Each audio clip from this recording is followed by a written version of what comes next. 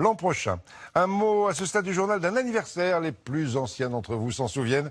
Il y a tout juste 60 ans, le 4 octobre 1957, l'URSS lançait le premier satellite artificiel autour de la Terre. Ça a été le début d'une extraordinaire aventure spatiale pendant 60 ans. Le premier satellite s'appelait Sputnik, qui signifie compagnon en russe. Et puisqu'on évoque le passé, autre retour en arrière avec un autre engin emblématique des années 60, un engin 2 roues. Il s'en est vendu 7 millions d'exemplaires. Il fait aujourd'hui le bonheur des collectionneurs. C'est le célèbre Solex, bien sûr. À Crevant-la-Veine, dans le Puy-de-Dôme, on retrouve Guillaume Frixon et Patrick Delanne.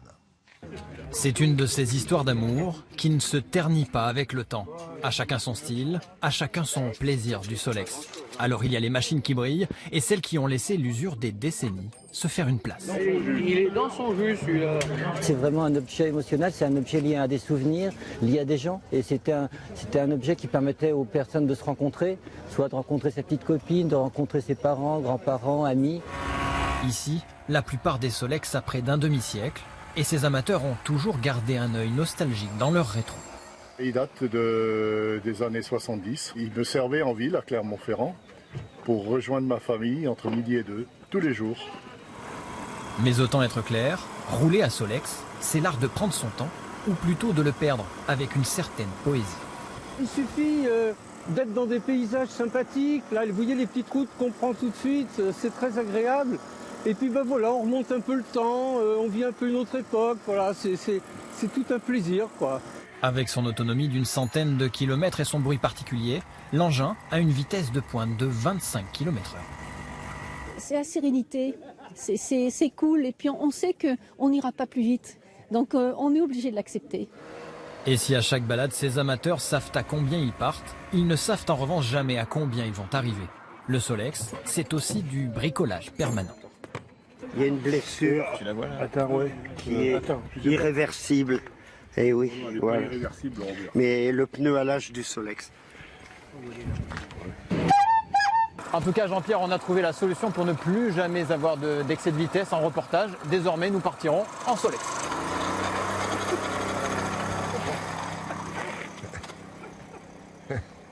Que de souvenirs en revoyant ces messages et ces images.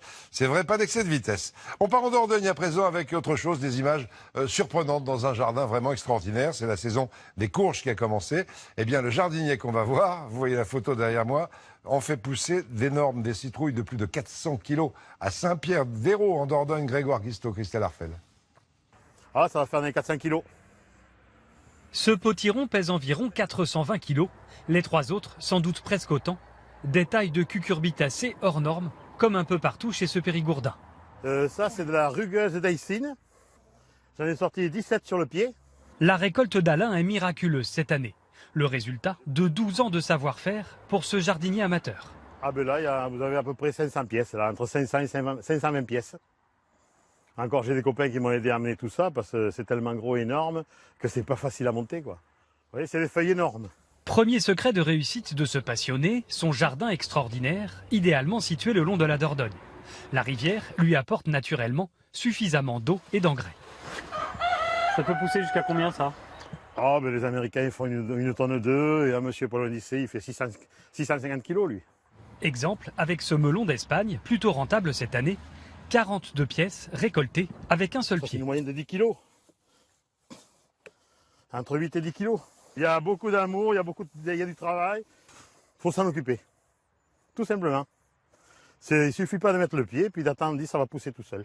Et comme Alain est lui aussi généreux, il offre le fruit de son travail aux passants, des voisins admiratifs et comblés. Ça c'est beau, Roland. Bien sûr, je me sers. C'est normal. Vous n'arrivez pas à faire ça dans votre jardin, vous? Moi, les mauvaises herbes, c'est pour moi.